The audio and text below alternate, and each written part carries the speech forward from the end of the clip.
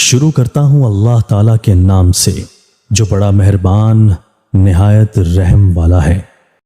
حضرت عائشہ صدیقہ رضی اللہ تعالیٰ عنہا سے روایت ہے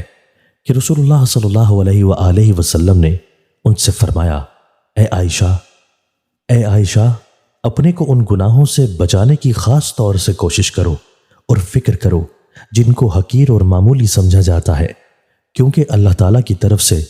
ان کی بھی باز پرس ہونے والی ہے۔ تشریح: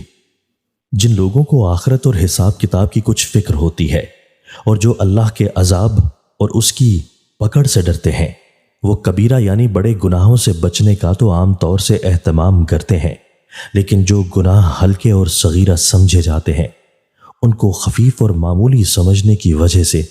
اللہ کے بہت سے خدا ترس بندے بھی ان سے بچنے کی فکر زیادہ نہیں کرتے،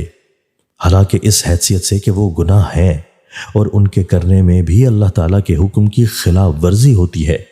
اور آخرت میں اللہ تعالیٰ کی طرف سے ان کی بھی باز پرس ہونی ہے۔ ہمیں ان سے بچنے کی بھی پوری فکر اور کوشش کرنی چاہیے۔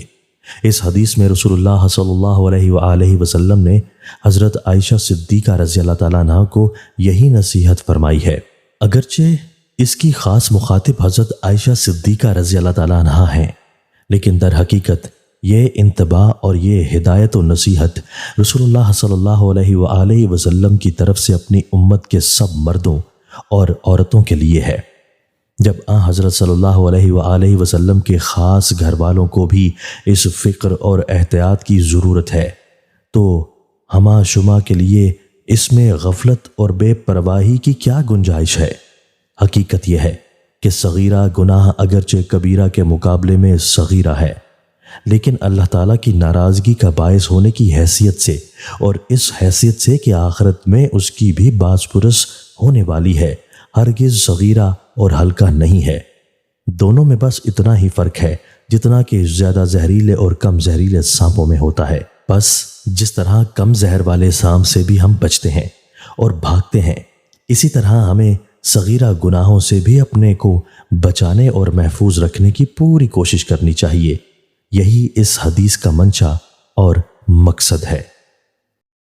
حضرت عباس رضی اللہ تعالیٰ عنہ سے روایت ہے کہ جب اللہ تعالیٰ کے خوف اور اس کی ہیبت سے کسی بندہ کے رونگٹے کھڑے ہوتے ہیں تو اس وقت اس کے گناہ ایسے جھڑتے ہیں جیسے کہ کسی پرانے سوکھے درخت کے پتے جھڑ جاتے ہیں۔ تشریح: خوف و خشیت اور ہیبت دراصل قلبی کیفیات ہیں، لیکن انسان ایسا بنایا گیا ہے کہ اس کی قلبی کیفیات کا ظہور اس کے جسم پر بھی ہوتا ہے۔ مثلاً جب دل میں خوشی کی کیفیت ہو تو چہرے پر بشاشت ظاہر ہوتی ہے، اور بعض اوقات وہ اس کیفیت کے اثر سے ہنستا یا مسکراتا ہے۔ اسی طرح جب دل میں حزن و غم ہو تو وہ بھی اس کے چہرے سے ظاہر ہوتا ہے، اور کبھی کبھی وہ اس کے اثر سے روتا بھی ہے اور اس کی آنکھوں سے آنسو گرتے ہیں۔ اسی طرح جب دل پر خشیت اور ہیبت کی کیفیت طاری ہو تو جسم پر اس کا اثر یہ ظاہر ہوتا ہے کہ سارے بدن کے رونگٹے کھڑے ہو جاتے ہیں۔ بس جس طرح حضرت عبداللہ بن مسعود رضی اللہ تعالیٰ عنہ کی اس سے پہلی حدیث میں اللہ کے خوف سے آنسو گرنے پر آتش دوزخ کے حرام ہو جانے کی خوشخبری اہل ایمان کو سنائی گئی ہے، اسی طرح حضرت عباس رضی اللہ تعالیٰ عنہ کی اس حدیث میں بشارت سنائی گئی ہے کہ اللہ کی خشیت و ہیبت سے جب کسی بندہ کے بدن کے رونگٹے کھڑے ہوتے ہیں تو اس وقت اس کے گناہ ایسے جھڑتے ہیں جیسے خزاں کے موسم میں سوکھے درختوں کے پتے جھڑتے ہیں۔